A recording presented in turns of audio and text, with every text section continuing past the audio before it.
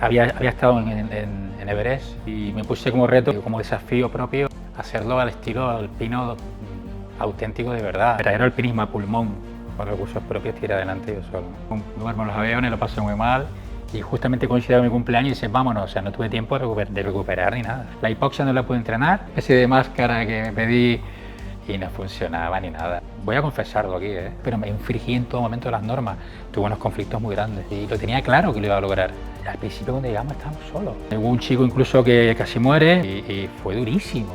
Llegué rendido ahí y ya cuando llegué me encontré con una sorpresa. La cascada del Khumbu está bloqueada, cada día eran avalanchas, taponando, que fue donde se armó el espectáculo, ¿no? Cayeron 2 seras, estaba aplastado completamente, se me cogió, me atrapó, me acorraló, pero salí de ella. Este año era un infierno. Yo quizás lo infravaloré un poco y ellos deciden ya dar marcha atrás. Entonces me escondí en una tienda, descubrimos que tenía una diama y estaba escupiendo sangre. Dicen, Mandy, baja inmediatamente porque ahí vas a morir, ven a buscarme. Mi encuentro de maravilla fue de los mejores momentos que viví. Yo empecé a llorar ahí porque no había nadie, absolutamente. Y me arrepiento de verdad. La cosa se calmó hasta que hicimos el tramo final, ¿no?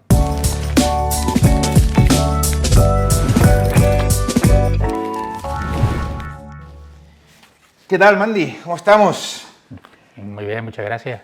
Bienvenido otra vez a tu tierra. Bien hallado. Bueno, estamos aquí para hablar sobre tu expedición al Everest, una expedición que hiciste en esta primavera del 2026 con el propósito de alcanzar la cima del Everest sin el uso de oxígeno suplementario. ¿Cómo surgió la idea? Había estado en Everest y me puse como reto en otras montañas también, como desafío propio, hacerlo al estilo alpino auténtico de verdad. El verdadero alpinismo a pulmón y evitar por todos los medios lo que es la botella y el oxígeno, que no deja de ser trampa y doping, ¿no? En mi opinión. Es cierto, ¿no? Porque al final cuando uno usa oxígeno suplementario está reduciendo, por así decirlo, de alguna manera la altitud a la que te encuentras. Correcto.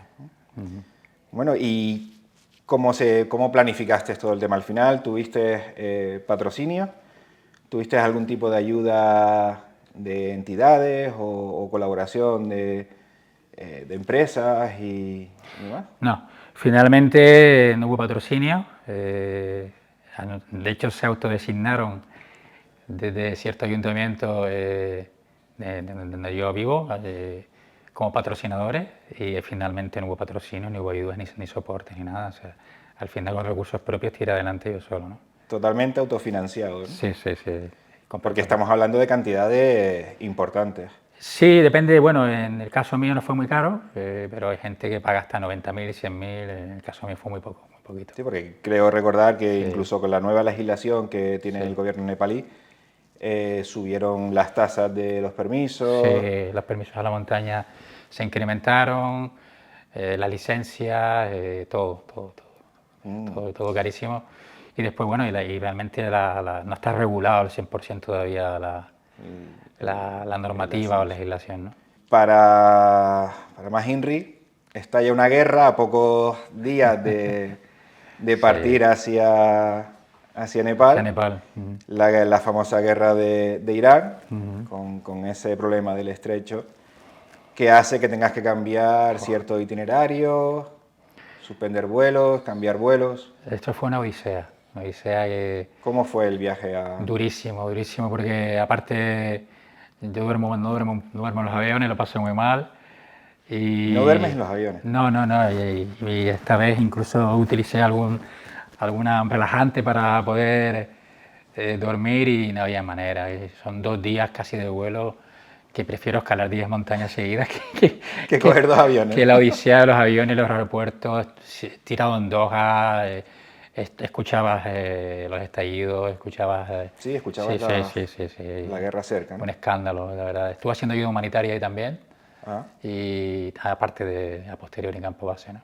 En todo lo que es el Everest. Pero la verdad que fue una odisea el tema de llegar. De hecho, llegué tarde, estaban esperando por mí cuando llegué a Nepal. ¿Llegaste tarde a Nepal? Llegué tarde, que llegué el día de mi cumpleaños. Con retraso de aviones. Sí, estaban esperando por mí y justamente coincidió mi cumpleaños y dicen, vámonos. O sea, no tuve tiempo de recuperar ni nada. Sí. Es cierto, porque encima coincide tu llegada a Nepal con tu cumpleaños Sí, y con el nuevo año nepalí. correcto, O correcto. sea que, si Sí, no me sí. equivoco, están en el 2083. Está en el 2083 actualmente. Sí, Curioso, ¿no? Bueno, y después llegamos a Nepal y toca el viaje hasta Lukla, hasta el Al aeropuerto aeropuerto, de sí, Lukla, ¿no? sí. Considerado el aeropuerto más peligroso del mundo. Sí, sí, Debe ser curioso sí. tomar tierra en Ya lo ese había, aeropuerto, ¿no? sí, bueno, lo había experimentado, es Cierto. muy, muy pequeño, pero bueno, es parecido un poquito más pequeño al que hay en Portugal también, Ujú. mucho más pequeño. Y la sensación es realmente de abismo cuando el avión, pues, parece que ya despega, pues cae, ¿no? Uh. Pero bueno, al final es parte del... Claro, porque tú el año pasado también estuviste Yo en el estuve, trekking, haciendo sí, el trekking exacto. del Everest Hice el Lobuche el año y el pasado, Lobuche. sí, correcto, sí, en el Himalaya, ¿Cómo es ese trekking ya una vez sales del aeropuerto de Lukla? precioso. Sales directamente, hay un trekking, creo que son 3 días o 2 días, Sí, vas aclimatando, vas por Nanche, hasta el campo base, ¿no? sí, pasas por Nanche, vas a Nanche, Dingoche, Lobuche. Es largo, es muy bonito, pero vas aclimatando y muy, muy bonito, porque estás con los compañeros, los paisajes son espectaculares, los puentes colgantes. Otra de las cosas que quería comentar contigo era, en un principio querías hacer el Monte Everest sin oxígeno y en solitario, o sea, sin ayuda de una expedición, pero la nueva normativa te obliga a estar, por así decirlo, adherido a Muy una supeditada. expedición, supeditado a una expedición comercial. ¿Quién decidió qué expedición era a la que te adherías? ¿Fueron ellos? ¿Fuiste tú? No, fui yo. Yo busqué la ¿Elegiste a expedición. a la expedición? Tengo contactos ahí y los elegí a ellos y bueno, y fue bastante complejo, toda la relación muy dura, ya hablaremos de ello, pero las elegí yo por precios también y por conozco gente ahí que está, Vale, estamos en ese trekking hacia sí, el campo base, sí, un trekking que por los vídeos que mandabas y por las fotografías que mandabas daban ganas de hacerlo y de estar ahí contigo sí, acompañándote, porque la verdad que sí. no solo los paisajes, sino el entorno y la gente seguramente La- la- le dan un carácter bastante aventurero a ese trekking, sí, y la altitud, ¿no? Porque estamos hablando de un trekking que asciende casi a los 5.460. 5.400. Sí, hombre, es una atmósfera muy espiritual, por los templos, el tema del budismo. Nepal es un país muy pacífico, muy tranquilo. Tiene también una flora y a nivel de paisajístico es espectacular. Bueno, y tú siendo botánico, me Y imagino va que, disfrutando como un niño pequeño. claro, que ver Y toda ya, esa variedad sí, de sí, sí. plantas, Y no me canso flores. de repetirlo, ¿no? Porque o sea, me paraba siempre, estaba haciendo mis fotos, ya que no, esas cosas no son mías privadas, de los paisajes, de los contrastes, es un espectáculo, la orografía es muy bonita, ¿no? Muy bonita. Que bueno, ese trekking es totalmente recomendable para aquellas personas que no, como yo, que todavía no podemos acceder a un 7.000 ni a un Sí, 6.000, esperemos que dentro de poco. claro que sí. Pero ese trekking debe ser Yo lo bastante recomiendo. recomendable para... Yo lo recomiendo yo porque, aparte de que estás conectado a la naturaleza, que es el objetivo principal, la montaña, la experiencia que te lleva es muy bonita y sobre todo lo que se respira, ¿no? Espiritualmente. Hay una atmósfera muy bonita, muy agradable. Y la gente en sí está muy conectada, la gente cambia muchísimo. Volviendo un poco al inicio, que me acaba de surgir la duda, ¿cómo te preparas para una cima de más de 8.000 metros sin el uso de oxígeno? ¿Cuál es la preparación previa que debes tener? Mira, yo te voy a ser honesto. Sabes que para mí esto es un hobby, no es mi manera de vivir. La mayoría de mis compañeros viven casi todo de esto y se preparan continuamente, tanto escalando, subiendo montañas, me encantaría a mí.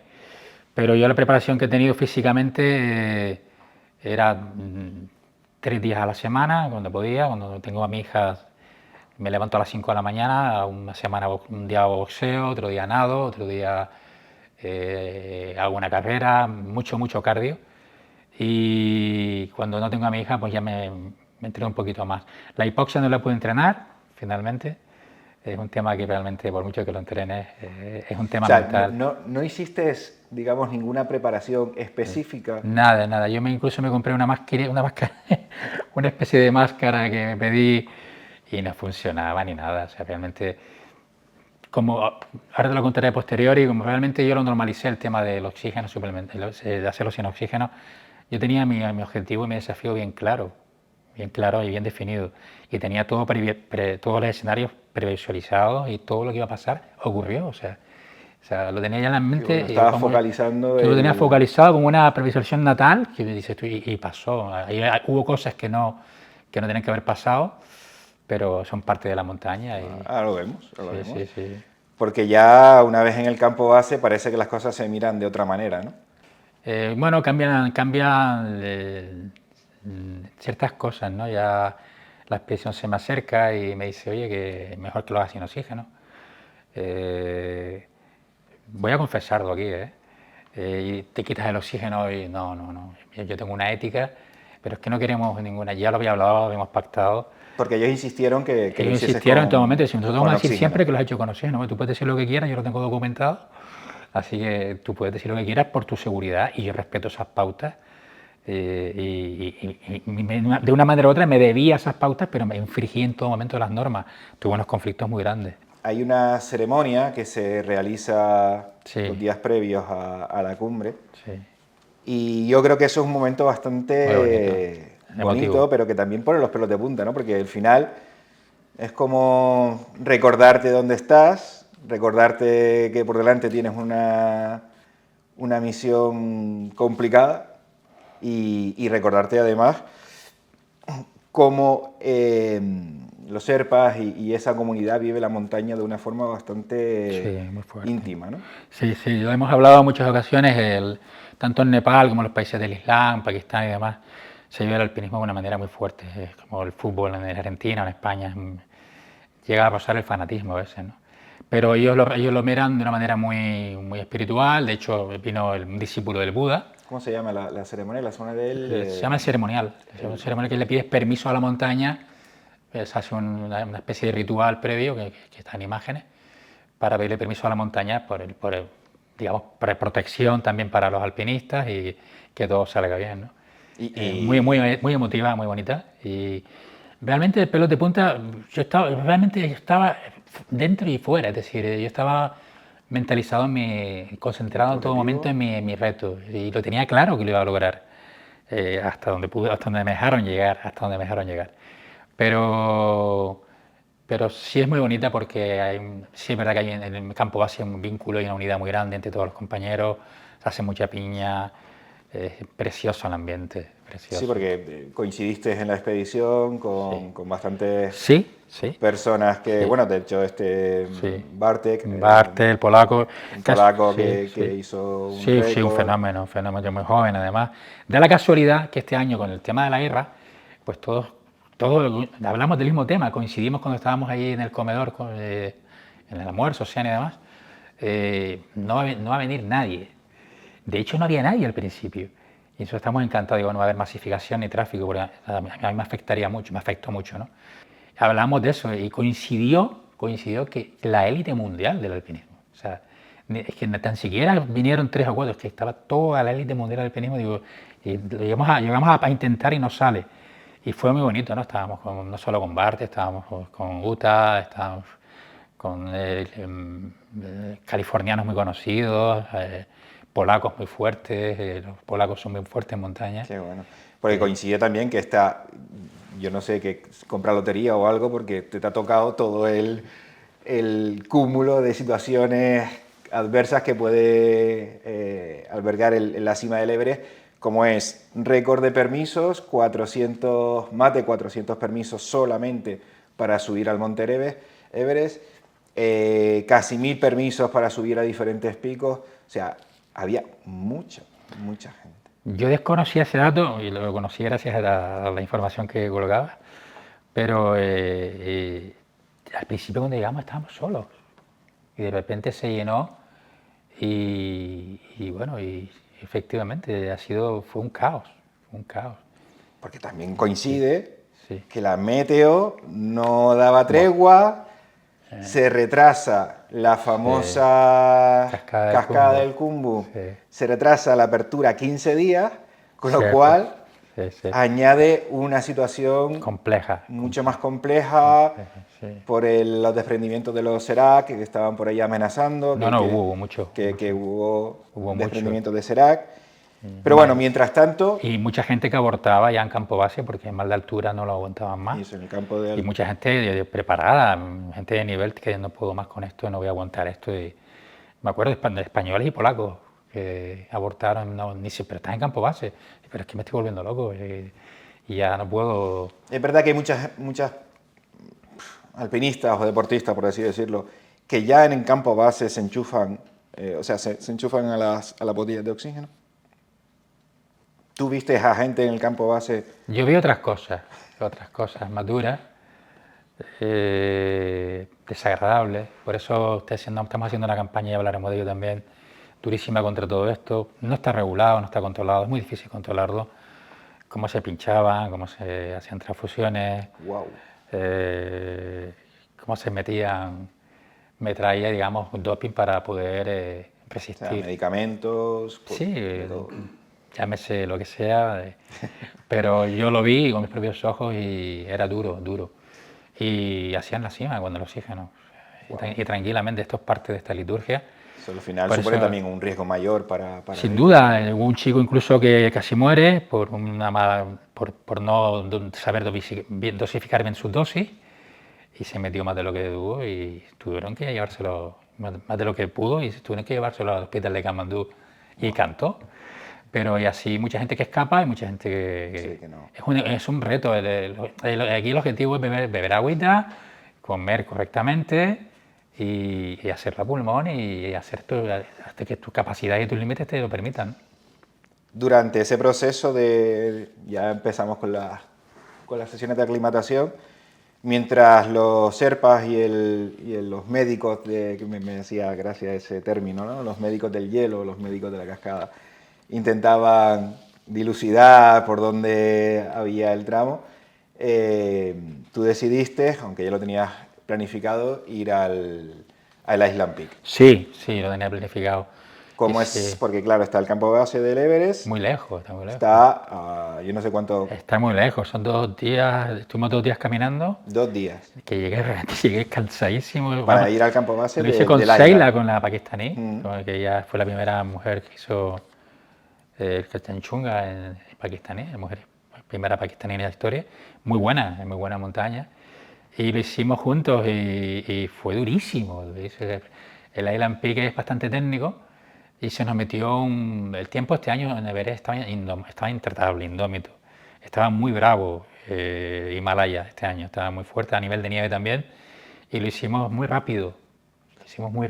No sé cuántas horas, pero fue bestial y arriba se nos metió un huracán brutal y ahí ya, bueno, incluso casi se la llevó el viento.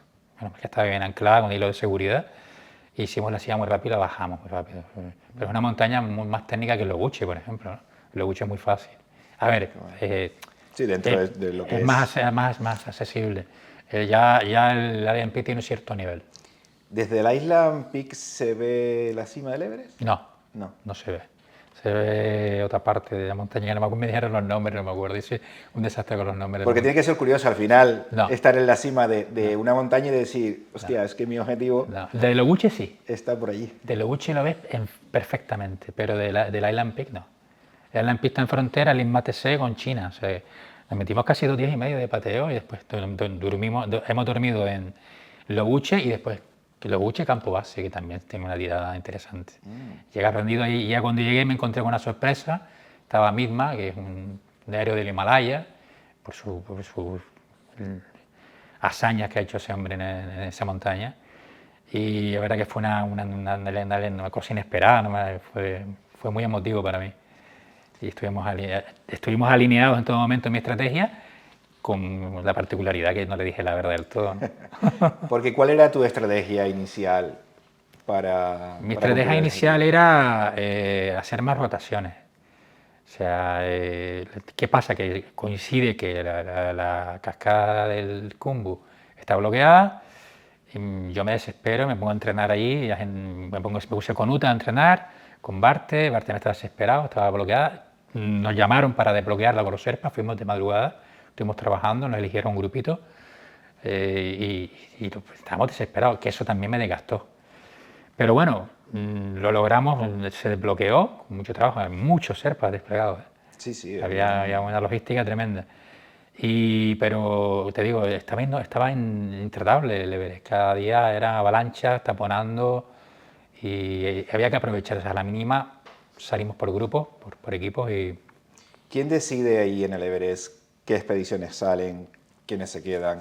¿Hay algún tipo de norma y algún tipo de...? sí, está todo sincronizado. Van por expedición en función a la masificación de los campos. En campo base 1 te van diciendo el número de tiendas que hay, campo base 2 igual, campo base 3 y con el campo 4 que es la zona de la muerte.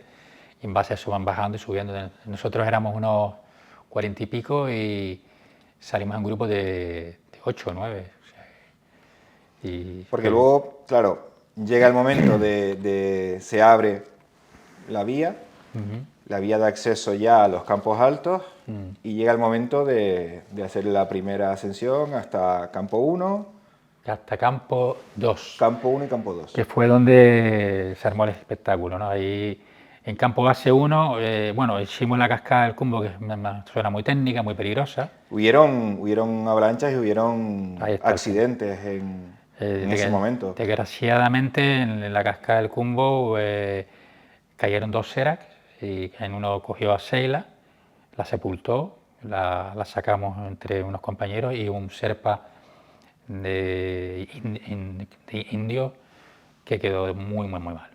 Este señor, no vamos a entrar en detalles porque estaba aplastado completamente. Está favorablemente evolucionando en el hospital. Se recuperó. Y después ya se produce un miedo escénico. Yo me acuerdo, a mí me impactó, habían 2 españoles que me dijeron, ¿tú eres más? Yo no los conocía, yo estaba en lo que estaba porque tuve una capacidad de reacción rápida, porque no puedes pensar, tienes que actuar, y la gente se queda colapsada. Cuando hablamos de los riesgos que puedes asumir en montaña o el carácter individual de cada uno, o cómo actúa la gente en situaciones así, ¿no? Pues te das cuenta de que hay gente que va a lo suyo, gente que sigue adelante, no mira hacia atrás, y gente que es más solidaria que yo en todo caso, por encima de todo. Es un poco la personalidad de cada alpinista, ¿no? De cada deportista, porque claro, ahí... Ahí entramos en muchos factores. El factor del conocimiento de supervivencia, que es muy importante, es un tema en el que hago siempre hincapié. O sea, tú no puedes estar en montañas de altura a nivel ya, en cualquiera incluso, cualquier montaña, incluso que sea el Teide, o a 2000 a 3000 metros sin tener conocimiento de los mínimos básicos y después, sobre todo, estar muy tranquilo. Pues, después ya había miedo escénico, había que pasar el abismo este que está con escaleras, que tuvimos que habilitar. Sí, esas grietas que ponen los pelos de punta también. Sí, además tenía unos 10 porque metros. Este año yo llegué a contar 5 escaleras. Sí. 5 escaleras unidas. Cierto, tuvimos que habilitar 5 o 6 escaleras, ¿cierto? Grietas muy anchas. Muy anchas y cayó una chica, no sé si lo sabías, y ahí se quedó. No se podía rescatar. Es que las últimas noticias que tengo, creo que las consulté ayer, esta temporada se ha llevado 5 muertes. Sí, entre ellas 3 las viví yo. Sí, desgraciadamente. Te digo, Sheila se salvó, volvió, y ya te contaré después la segunda parte, pero fue muy duro. Bueno, para el nivel... Porque cuando ocurre el accidente, ustedes escuchan ese desprendimiento previo. El Serac ¿Le da tiempo a reaccionar de alguna manera? ¿Cómo actúas ante...? Una avalancha de esas características no la ves venir. Es silenciosa, cae. Es un bloque de hielo y te aplasta donde se te pille por medio. De hecho, yo iba caminando y agarrando con las manos porque digo, esto está que va a punto de caer. Lo olía, lo siente. Yo particularmente tengo ese sentimiento con la montaña, esa conexión. Y lo olía, y me lo estaba oliendo. Cuando ya es una que viví yo, que me cogió bajando a mí de mis rotaciones, que es ya la nieve que viene en una avalancha, esa no había salida. Me cogió, me atrapó, me acorraló, pero salí de ella y ahí murieron 3 personas. Ahí fallecieron tres compañeros. No eran de mi expedición, pero igualmente no deja de ser un drama, ¿no? Un drama porque no supieron cómo protegerse, sobre todo las zonas respiratorias, ponerse lateralmente, las formas que hay que hacer de defensa, y te cogen y en ese momento la mente se colapsa. La verdad que tiene que ser bastante impactante estar en una situación donde tú realmente sabes que la muerte está en la esquina. Bueno, es parte de esta liturgia. Hombre, no la esperábamos, nadie esperaba un Everest tan... Ese tópico que hablan que no deja de ser... mucha gente lo da como algo manido. Y realmente ese tópico se cumplió, el Everest. Este año era un infierno. Yo quizás lo infravaloré un poco. Digo, esto... ¿Te sorprendió el Everest cómo estaba? Me sorprendió el tiempo, lo que es la escalada y lo que es la hipoxia, no lo tenía clarísimo. O sea, yo ese aspecto ya estaba ya más que lo tenía, mentalizado. sí, porque ahora te contaré lo que pasó, ¿no? Que fue algo gordo.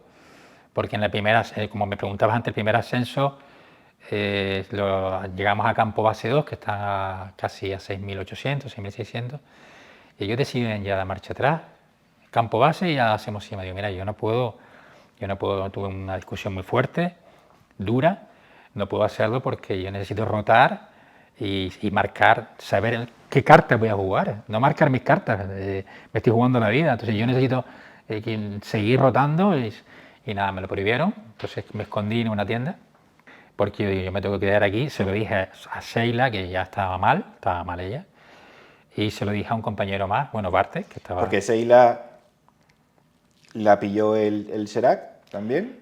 Aparentemente estaba recuperada. Aparentemente estaba recuperada. Pero tenía las costillas rotas, subió. La verdad que muy fuerte, muy brava, muy gladiadora, pues subió con las costillas rotas hasta que le descubro yo que tenía un edema. Con una compañera que era médico también y le descubrimos que tenía un edema y estaba escupiendo sangre. No paraba de escupir sangre. Digo, Sheila, tienes que irte de aquí. Baja porque, no, estoy en forma, no, Sheila, prioriza por encima de todo tu salud. Sí. Y me escondí, me escondí en una tienda de las pocas que quedaban en pie hasta que se marcharon todos y bueno, cuando llegaron al campo base ellos descubrieron que no estaba Mandi y bueno, me localizaron a través de un cocinero que estaba en campo base 2 recogiendo ya para marcharse porque ya se acababan las expediciones hasta que vinieran y me dicen, Mandi, baja inmediatamente porque ahí vas a morirte. Me querían meter el miedo en el cuerpo constantemente. Por parte yo lo entiendo y lo respeto porque te debes a una expedición. Yo le infringí completamente, digo, no, ven a buscarme. Esa fue mi frase, además, ven a buscarme. No voy a bajar porque me voy a enfrentar al Everest sin oxígeno. Ustedes ya están, digamos, cubiertos porque van con oxígeno, es decir, que ya ampliaremos sobre ese tema, abordaremos ese tema. Entonces, claro, yo tenía que saber qué cartas estaba jugando porque me jugaba la vida. Entonces, durante 5 días, bueno, está la anécdota del Sherpa que me dice, tu mochila la veo muy pesada, ¿no? Sí, claro, porque al no tener cocinero, claro, ¿cómo resististe esos yo días? Tenía todo ya estratégicamente pensado, porque sabía cómo funciona, y no hay comida, y la comida es muy importante, ¿no?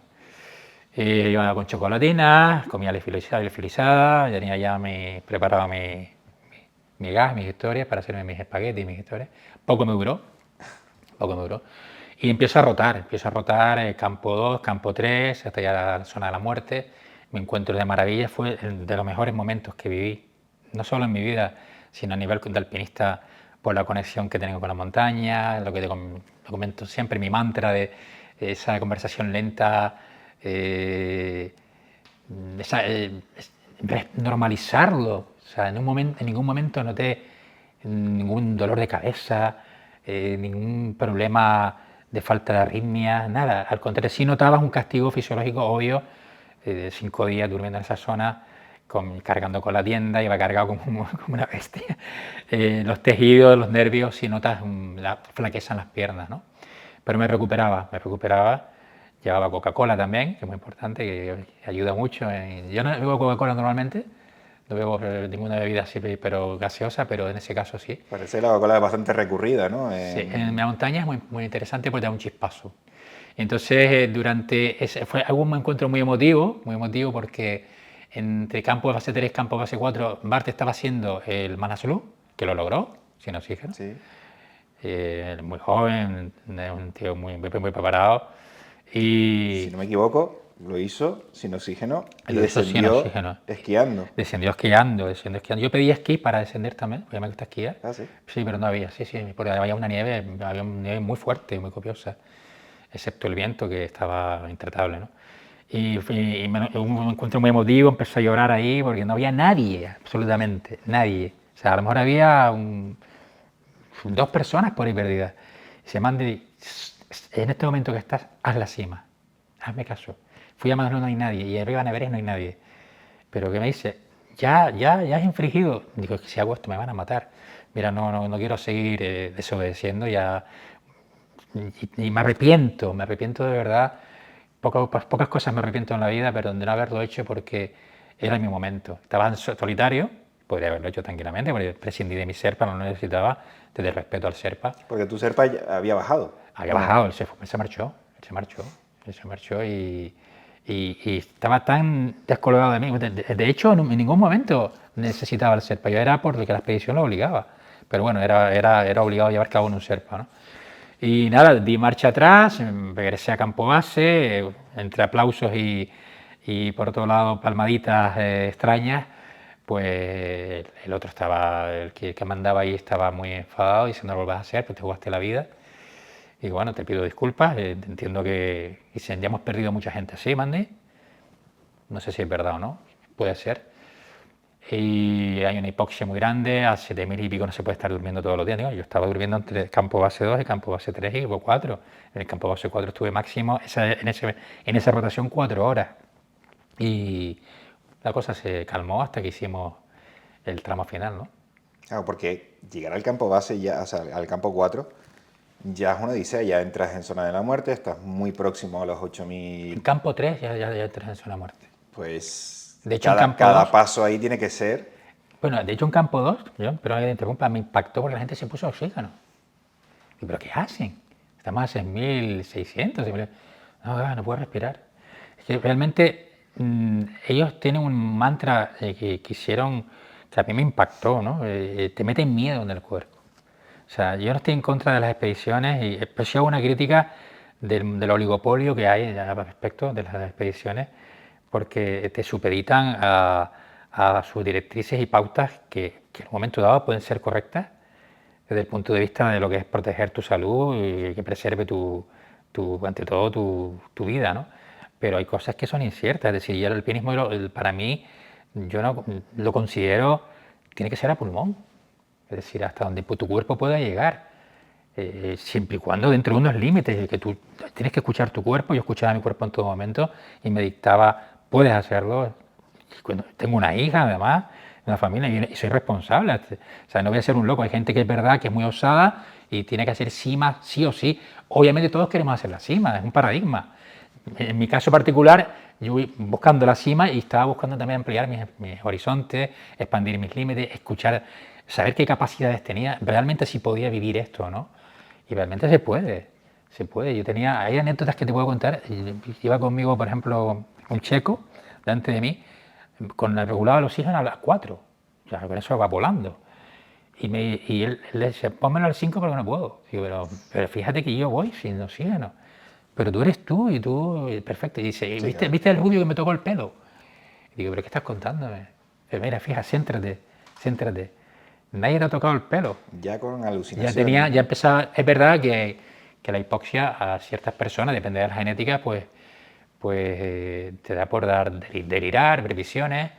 Dentro de la tienda de campaña yo estaba con un pakistaní, con Salan y con Alfredo, un mexicano que logró la cima. No sé cómo la hizo porque estaba muy cansado. Sí, de hecho creo que el mexicano lo hizo sin... Sí, no, con oxígeno. Hubo alguien que lo hizo... Ese es otro mexicano, Ah, el otro un mexicano. ecuatoriano creo que era. O ecuatoriano, Ecuatoriano, sí. sí. Policía... Sí, el mexicano lo hizo con oxígeno y me decía, Mandy, ponte el oxígeno, no podemos. Entonces estamos dentro de la tienda, tengo una foto dentro de la tienda, y otros con oxígeno y yo sin oxígeno, y me decían, Mandy, esto es el elixir. A ver, el oxígeno no deja de ser doping, de hacer un doping y es trampa. Yo respeto la modalidad de cada uno, cada cual que haga lo que quiera, ¿no? Porque a mí lo que me extrañaba es cómo lo hizo Bartek, o sea, cómo le permiten a unas personas hacer ciertas licencias, por así decirlo, y a otras no. Porque Barte ya había hecho anteriormente 8000 y por otro lado prescindió. Yo quería tener un Sherpa con una botella en el día de, por si me pasaba Sí, algo. claro. Tenía ese respeto, recurso, ¿no? ese respeto, ¿no? Pero eso, vamos, ya te digo que a mí no me va a ocurrir más. Si puedo hacerlo por libre y después del dineral que le salió a Barte también, ¿eh? Entonces te encuentras con Bartek, decide volver al campo base, Él también, tenemos bajamos juntos, sí. esa... Se crea un ambiente bien, pero Y hay... a partir de ahí, ¿cuál es la siguiente estrategia? La estrategia mía ya era pues seguir las pautas. Y ahí ya te supeditas a... Sí, sigo las pautas. Claro, me salgo del guión y me encuentro con un caos de masificación. De Ah, porque ya vuelves otra vez. Volvemos hacemos la cascada del Cumbo, que todo el mundo estaba temblando, Normal. porque no dejaban de caer avalanchas, en este caso los Serac. Otra vez cruzar los abismos, la parte más así dificultosa, después ya campo base 1 es simplemente paredes, pendientes, escalada, y campo base 2 ya duermes, y de ahí tiras ya campo base 3, duermes 4 horas, y derecho a campo común 4, duermes 4 horas y haces cima. ¿Qué ocurre? Yo voy sin oxígeno, se produce un tráfico brutal, que no me esperaba, de verdad que es histórico, creo que fue. Sí, volvieron otra vez a, Sí, a hacer un a récord. aparecer esas famosas imágenes de una hilera de montañeros, alpinistas, deportistas, intentando hacer... Durísimo, durísimo. A mí me hizo un daño terrible porque, claro, yo no voy a un ritmo que va con el oxígeno, porque va con el doping, la botella de oxígeno, algunas contienen, vienen microencapsuladas de oxígeno puro y de hierro, con lo cual la hemoglobina es un doping de sanguíneo de hemoglobina pura. Sí, al final está lo que hablamos antes. Y si te la pones falseándola. ya no te la puedes quitar. Claro. Es decir, una vez te pruebas esto, ya, como ellos dicen, el mismo Sherpa dice, esto es el elixir, y no tengo que estar sufriendo. Yo no sufrí en ningún momento, lo único que sí es verdad que cuando estás parado tienes que gestionar la hipoxia. Entonces a mí llegué, creo que de los penúltimos, y llegué a las 7 de la noche a campo 4. Había un huracán brutal, tengo imágenes en la tienda hablando, estoy sin oxígeno, tal. Digo, a las 7 de la mañana estaba el Sherpa ya, subió. Mandy, sube. Cuando fui a las 7 me desperté a las 6, tal, me preparé. Digo, venga, Mandy. Y a las 7 de la mañana, desde arriba, desde abajo, desde el que me tenía ya preparado. Además, tuve un conflicto con él bastante duro. Claro, porque te despiertas a las 7 de la mañana, bueno, te despiertas. 6 de la mañana me levanté. Lo que intentas descansar, porque allí duermes poco. Bueno, es que dormí 12 horas, que está prohibido en la zona de la muerte sin oxígeno. Estuviste 12 horas. 12 horas, 12 y muchos dicen 14. Yo estaba tan exhausto, tan cansado. Yo llegué, te lo digo de verdad, hay que ser también, como decimos, la parte de fuerza, también te debo decir que llegué cansadísimo. Porque es que, claro, había gente conmigo con oxígeno que iban con la mano así, y digo, pero si tienes oxígeno, tío. Bueno, la capacidad física de cada uno, flaquean las piernas, flaquea mucha gente la fuerza, mucha gente ve visiones, historias. Y lo de las visiones yo me quedé asombrado porque dentro de la tienda también me dijo un compañero, tú me acabas de quitar la mascarilla y tal, ¿no? Digo, yo no te he tocado, yo estoy aquí, no tengo mascarilla, Alfredo. Y se lo comentaba en todo momento. Y cuando fui a hacer la cima, llaman y se prohibido hacer cima, Mandy. Mandy, da marcha atrás, tienes prohibida la cima. Y literalmente que la palabra prohibida a mí me pone enfermo. Literalmente te dijo prohibida. Sí, prohibida porque te has excedido. Digo, ¿cómo que me he excedido? O sea, llevas 12 horas en la zona de la muerte.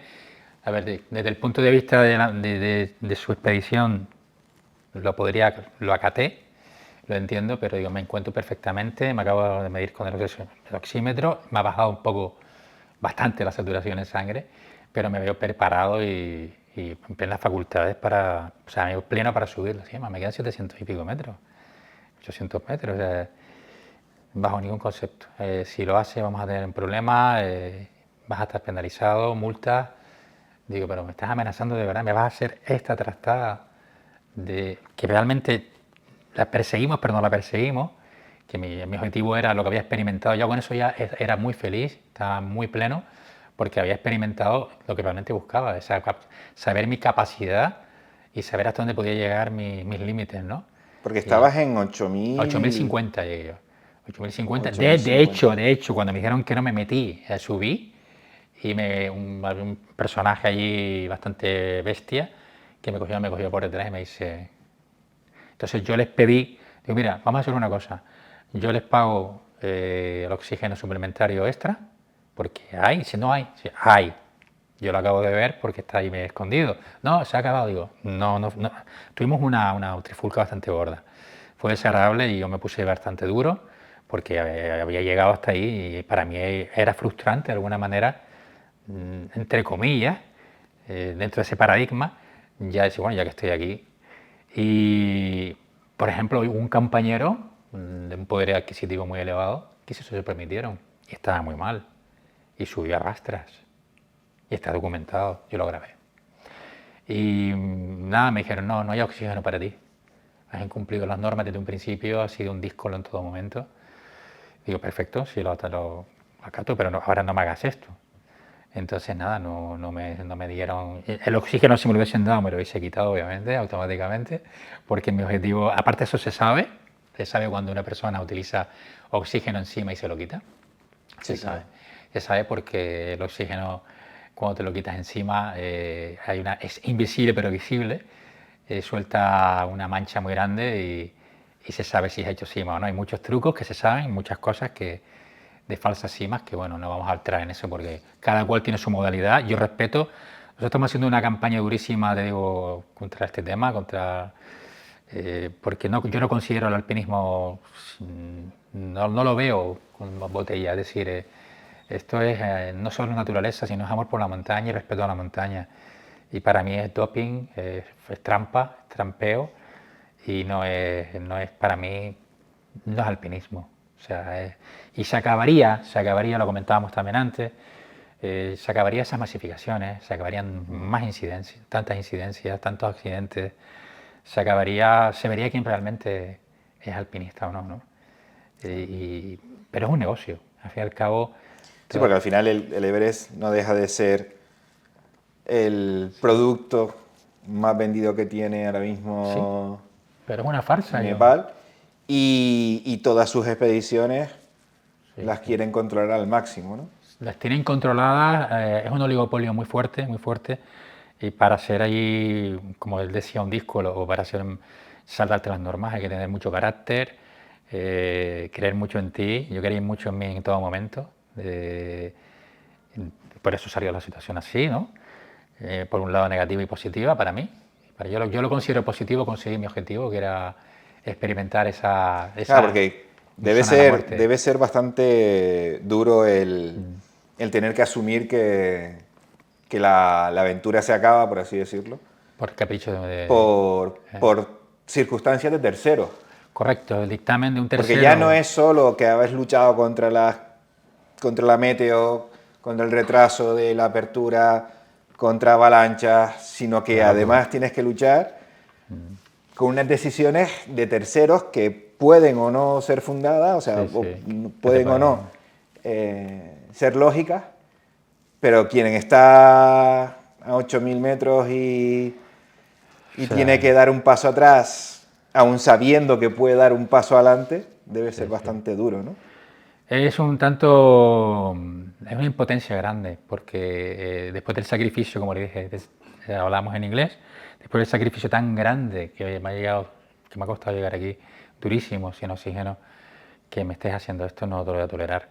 Entonces digo, bueno, pues me dijo, si te quieres morir, muérete, ¿no? Y yo digo, esto es tremendo lo que me estás diciendo, o sea, esto es muy allá tú, pero no te lo vamos a dar el oxígeno, ni te vamos a permitir subir la montaña. Yo, ¿qué quieres que te diga? Me conformo de haber desafiado a mí mismo, ese desafío que tenía conmigo mismo, que no siempre fue controlado, nunca fue una cosa, venga, tengo que hacerlo porque tengo que demostrar, no, Era un desafío conmigo mismo, era ampliar mis horizontes, mis capacidades, mi conexión, y el haber logrado estar en la zona de la muerte sin oxígeno, que de hecho muchos compañeros, está documentado incluso, y Sherpas inclusive, iban aplaudiendo de mando, y UTA bajaba en ese momento y decía, no me lo creo, porque UTA tiene mucho oxígeno, que yo lo respeto y le digo, no lo comparto. Y Barte estaba asombrado también, dice, lo que te han hecho es una trastada muy grande. Pero bueno, me conformo con haber logrado eso y es lo que me reconforta, ¿no? Otros compañeros de expedición sí llegaron, Sí, claro. porque salieron antes. Salieron antes, sí. Salieron los días que no había masificación. Y algunos lo lograron y otros no. Hay muchos que tuvieron que dar marcha atrás con oxígeno. Italiano, está la chica, también estaba Bianca, que le pusieron al mejor Sherpa del mundo.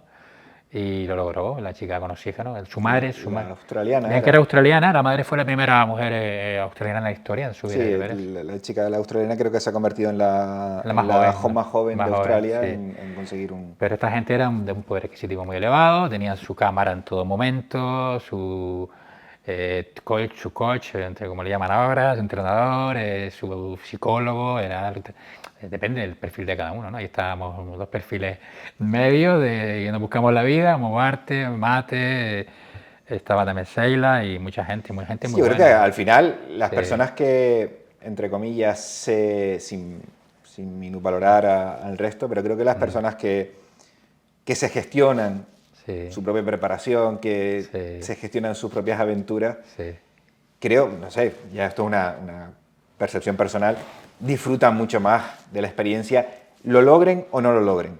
Porque al final cuando vas y acudes a una expedición, como digo yo, a mesa puesta, correcto, no sé hasta qué punto eso puede ser tan satisfactorio como el tú trabajar una montaña, como el planificar, como el luchar por cada paso, ¿no? O sea, al final no es lo mismo un deporte individual que un deporte en equipo. Sin duda. A ver, de una manera u otra estamos en equipo porque estamos cerca, pero es lo que te comento, hay cada uno con su especialidad o su modalidad. Yo la respeto, te digo, estamos haciendo una campaña durísima en contra del oxígeno, deberían de prohibirlo, en mi opinión. Y no lo considero alpinismo. O sea, esto lo descubres cuando vives todo esto, ¿no? Y ves también después cosas muy duras, ¿no? De gente pues, que utiliza otras vías también de doping para hacer cima. Y entonces, bueno, es parte de esta liturgia, como la existe en el ciclismo, en el fútbol, en casi todas las modalidades, ¿no? Hay gente que hace trampa y gente que es limpia. Porque al final llega el momento ese de dar el paso atrás. No tiene que ser fácil, tiene que crear una... Sí, de marcha atrás, porque ya se me metieron ya físicamente, yo estaba bastante ya decaído. Y digo, mis fuerzas que me quedan, mi energía es para subir hacia la cima. Di marcha atrás, descendí, hice el descenso y cogí maletas y listo. Bueno, pero yo de otra manera animo a todas las personas que quieran seguir vinculados a este mundillo, que lo intenten sin oxígeno. Que si no pueden... Hasta donde lleguen, ¿no? Hasta donde lleguen. Porque es lo que te lleva, es un orgullo personal y al final entiendo que es explorar tus límites. Explorar tus límites. Y conocer tus propios límites. Y a mí me impactó porque de verdad que en ningún momento digo, sí, oye, pasé mal, es que tuve visiones, nada.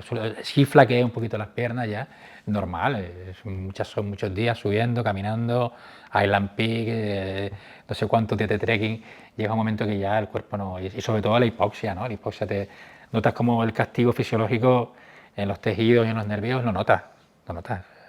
He recuperado 11 kilos, o sea, ya estoy en forma otra vez. Claro, que perdí 11 kilos. 11 kilos. Sí, la mayoría, todos perdemos mucho peso, todos.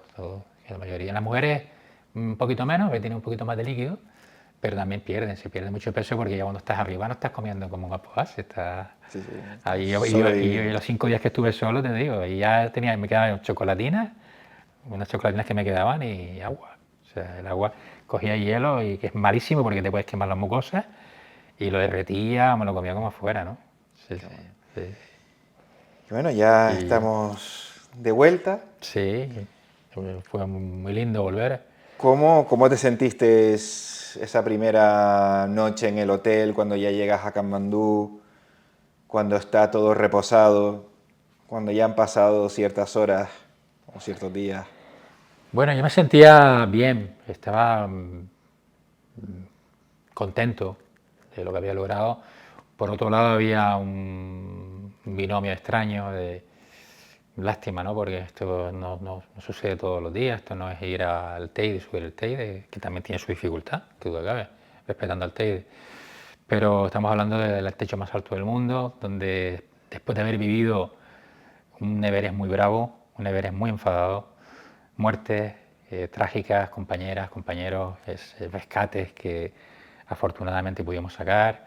Entonces, claro, dices tú, bueno, bien, te quedas contento, pero por un lado con un sabor agridulce, ¿no?